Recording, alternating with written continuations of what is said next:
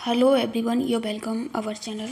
तो देखिएगा, अगर आप यूपीटीईटी की प्रिपरेशन कर रहे हो बिल्कुल बेसिक से, अगर आपको कुछ भी नहीं पता है तो कुछ चीज़ों का बेसिकली ध्यान रख लोगे और जो यहाँ पे आपको एग्ज़ाम ओरिएंटेड कराया जा रहा है उसे करते रहिए। और देखिएगा, यहाँ सबसे पहले मैं अपने बारे में बता दूँ, मेरा यूपीटीईटी 2019 और 2022 दोनों ही क्लियर हैं अच्छे मार्क्स से।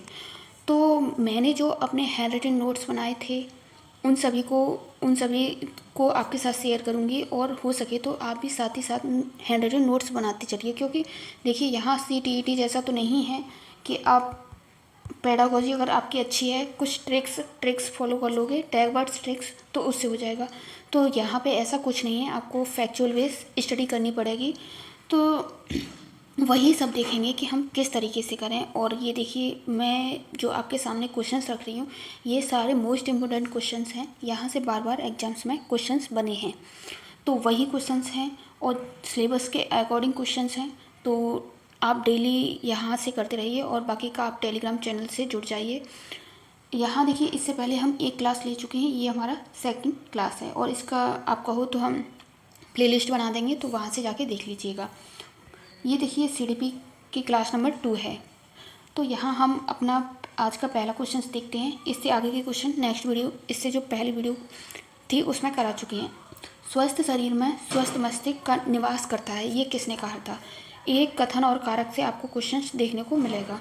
तो ये सबसे पहले ये कहा था अरस्तु ने कि स्वस्थ शरीर में स्वस्थ मस्तिष्क निवास करता है। और यहाँ क्वेश्चन नंबर 15 को देख लें, तो इसमें बात की गई है आंग्ल भाषा में संवेग को क्या कहा जाता है। तो आंग्ल भाषा में संवेग को इमोशंस कहा जाता है। इमोशंस मीन्स मतलब जो आपके अंदर की गति है, आपके अंदर जो उथल पुथल हो रही है और इमोशंस होते हैं, उसे ही कहा जाता है। अब क्वेश्चन नंबर 16 देख लेंगे। तो इमोशन शब्द की उत्पत्ति के लैटिन भाषा से हुई है और इमोवेयर से हुई है, जिसका क्या अर्थ है? तो इमोशंस का अर्थ है उत्तेजित होना। अब आगे नेक्स्ट क्वेश्चंस देख लेते हैं। तो देखिए, यहाँ बात करी गई है, मोस्ट इम्पोर्टेंट क्वेश्चंस हैं। यहाँ से आपको एक क्वेश्चन, हर लाइन से क्वेश्चन फंसेगा।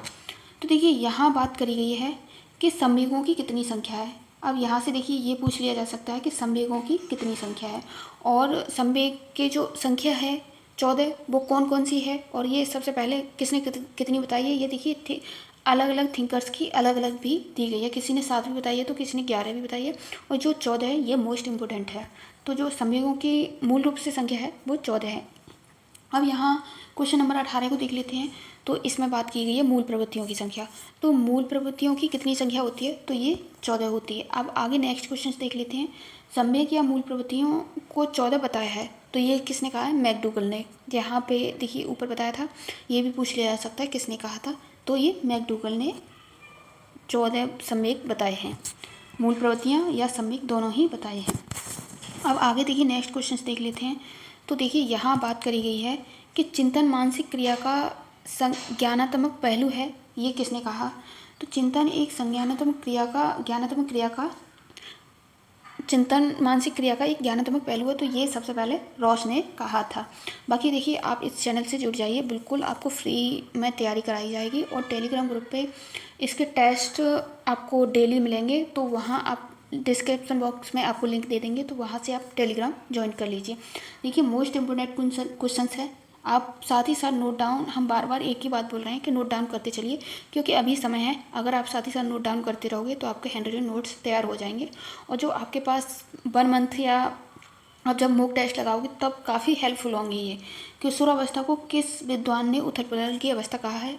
तो ये स्टेनले हॉल थे, उन्होंने किशोरावस्था को उथल पुथल की अवस्था कहा है। अब आगे देखिए, नेक्स्ट क्वेश्चन देख लेते हैं। तो क्वेश्चन नंबर 22 में कहा गया है कि प्रतिद्वंदात्मक सामाजिकरण की अवस्था कहा जाता है। तो जो प्रतिद्वंदात्मक की सामाजिकरण की जो अवस्था है उसे किसे कहा जाता है? तो ये हमारी जो बाल्यावस्था है उसे कहा जाता है। अब देखिए, यहाँ बात की है, रॉस ने संवेग कितने प्रकारों में बांटा है? तो ये 3 प्रकारों में बांटा है। संवेदना ज्ञान की पहली सीढ़ी है, तो वो है मानसिक विकास की। अब आगे नेक्स्ट क्वेश्चन देख लेते हैं। हमारा नेक्स्ट क्वेश्चन, अब यहाँ देखिए, हम क्वेश्चंस देखेंगे बुद्धि परीक्षण और बुद्धि, एक खंड बुद्धि, दो खंड बुद्धि, बहुबुद्धि, ये सिद्धांत किसने कहाँ दिए हैं। तो ये सभी जो बुद्धि रिलेटेड क्वेश्चंस हैं IQ बेस, वो आपको एक जगह पे देखने को मिल जाएंगे। तो जो बुद्धि परीक्षण सर्वप्रथम कहाँ हुआ था, बात कर ली जाए, ये मोस्ट इम्पोर्टेंट है। तो ये सबसे पहले अमेरिका में हुआ था।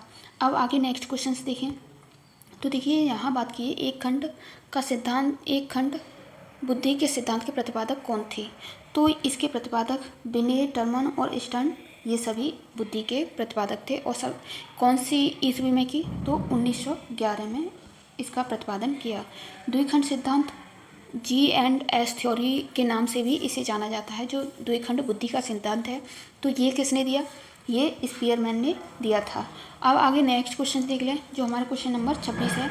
त्रिखंड बुद्धि सामूहिक खंड नाम के नाम से भी इसे जाना जाता है। इस सिद्धांत को किसने दिया, तो जो द्विखंड त्रिखंड है ये स्पीयरमैन ने दिए थे। अब आगे नेक्स्ट देख लेते हैं। तो बहुखंड के सिद्धांत के प्रतिपादक कौन थे। तो बहुखंड के सिद्धांत के प्रतिपादक कैली और थर्स्टन थे। अब आगे देखिए नेक्स्ट क्वेश्चन देख लेते हैं। तो देखिए यहाँ बात करी गई है, कैली ने अपनी पुस्तक crossroads in the mind of man, देखिए यहाँ बात करी जा सकती है, ये बुक का भी पूछ लिया जा सकता है किसने लिखी। तो ये बुद्धि को जो 9 विभागों बांटा था वो कैली ने बांटा था। अब यहाँ क्वेश्चन नंबर 29 को लेकर बात करें, मात्रा का सिद्धांत के प्रतिपादक कौन है, और यह बहुकारक सिद्धांत के प्रतिपादक कौन है। तो ये थॉर्नडाइक है। अब आगे नेक्स्ट क्वेश्चन देख लेते हैं। देखिए यहाँ बुद्धिलब्धि IQ का आविष्कार किस मनोवैज्ञानिक ने किया था, ये पूछ लिया जा सकता है। तो बुद्धिलब्धि IQ का आविष्कार टर्मन ने किया था। और देखिए बुद्धिलब्धि का जो सूत्र है वो ये है, आप देख सकते हो, IQ बराबर मानसिक आय वास्तविक आय × 100। और बाकी का देखिए यहाँ बिने सामान्य बुद्धि मापक परीक्षण कौन सी ईस्वी में करा, तो ये 1905 में किया था। अब यहाँ हम आगे बात करेंगे कि बुद्धि का त्रयामी सिद्धांत है, ये किसने दिया।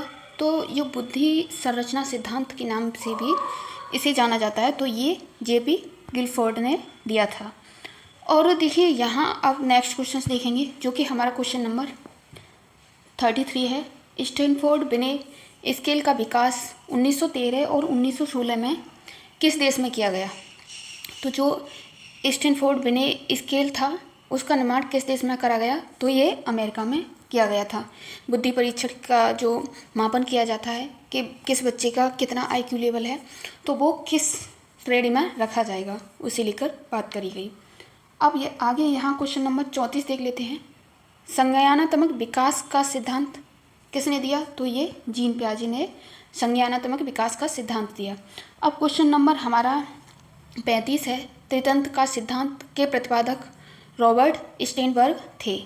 अब आगे क्वेश्चन, जो त्रितंत्र अलग है और त्रिखंड अलग है, वो स्पीयरमैन ने दिया था। और त्रितंत्र दिया हो वहाँ रॉबर्ट स्टेनबर्ग ने त्रितंत्र सिद्धांत का प्रतिपादन किया, और संज्ञानात्मक विकास का जीन पियाजे ने।